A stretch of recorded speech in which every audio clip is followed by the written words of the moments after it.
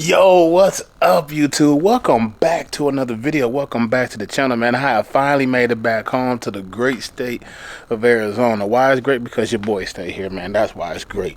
In this video, I'm going to share with you guys and talk to you guys about since GM decided to kill off the Camaro as it sits, man. So what do I feel like GM should do? What's the next steps I feel like the company should do?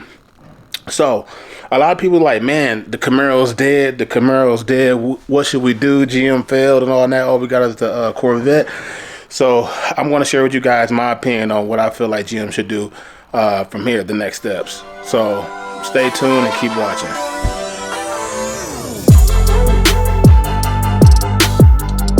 Okay, y'all, so we back with another video, man. Welcome back to the channel, man. My name Anthony. I go by Blueprint When I Lead. Welcome back to the channel.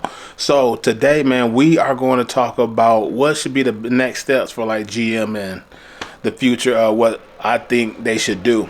So a lot of people say they killed off the Camaro. That's not the first time they killed off the Camaro, but I feel like now at this time that they killed it off, will it come back? Yes, but it may come back as something that none of us want. To be honest, it's never going to be like the naturally aspirated V8. It's not going to be like the supercharged V8 in that form, man. So that's done. But here are some cars that I feel like GM should do. So yes, they killed off the Chevrolet or the Camaro, but now they only left with the Corvette.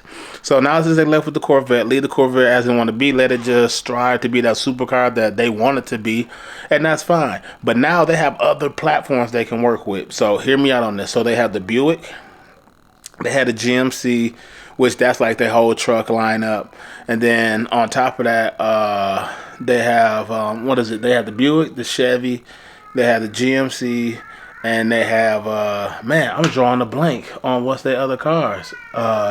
But anyway, it don't even matter, because my point is, like, now I feel like at this stage where they're at, they can be able to like bring up other platforms in the performance world. For example, as you guys know, back in the days, the Grand National, which was a Buick, was a twin turbo V6, and I feel like that should be a car they should remodel and remanufacture and bring it out, because I mean, one, V6s, well, motors are getting smaller now. If you sit back and think about what's in the market now, they have inline V6, turbo V6, turbo 4 cylinders, turbo 3 cylinders. So this is the perfect time for GM to bring that car back out.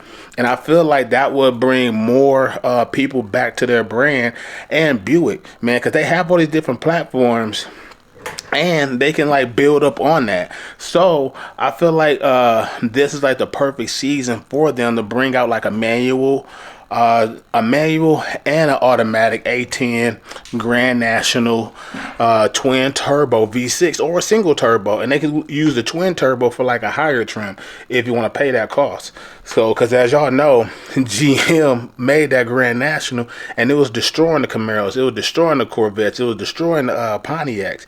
So that'll be one car I feel like they should manufacture and bring more to the brand. Like, okay, we know what the Corvette, if you want to get the Corvette, you want to go supercar status. You want to go with Buick, you want to stay in the street status, because we know the Camaro always was like the little brother for the Corvette. Always get things that trickle down.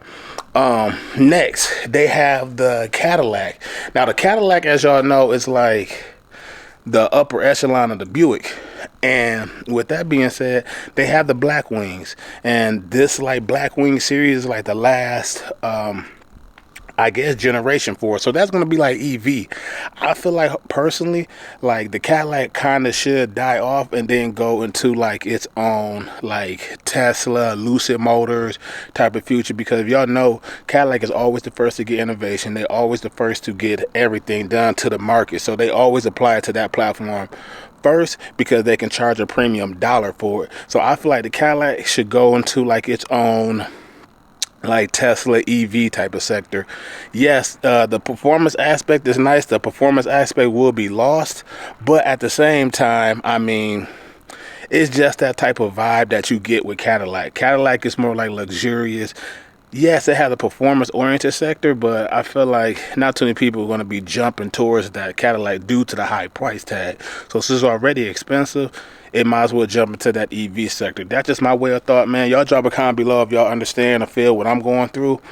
And yeah, so I feel like they can come out with like multiple cars though on the Buick sector, and that is they can come out with the Grand National, like I just mentioned. They can come out with the Wildcat. Now that is something that y'all like, what is he talking about? Like the Wildcat? Like, look it up, do your research, and Google, man. Like the Buick Wildcat was a real thing. That could be a performance car they can come out with, and that could be like a Hellcat killer. But I mean, Hellcat is gone too, but now they can come out with the Wildcat, make that a twin turbo V6 or a single turbo V6. But here's something that's a huge problem here though too. GM is going to like kill the naturally aspirated V6. So now it's like by like 2027, by 2028, like there's not going to be really any like internal combustion engines. I mean, unless people are going to buy them. But this is my way of thought, like just to keep everything like performance oriented, like to bring people back to the brand and attract them how they want them customers that's die-hard car enthusiasts. So I feel like if they come out with the Grand National again during this time, it could be a short stint. Bring the Grand National back because it will fit in today's lifetime. Make it lightweight. It would be nice. Now, I don't know how it would look.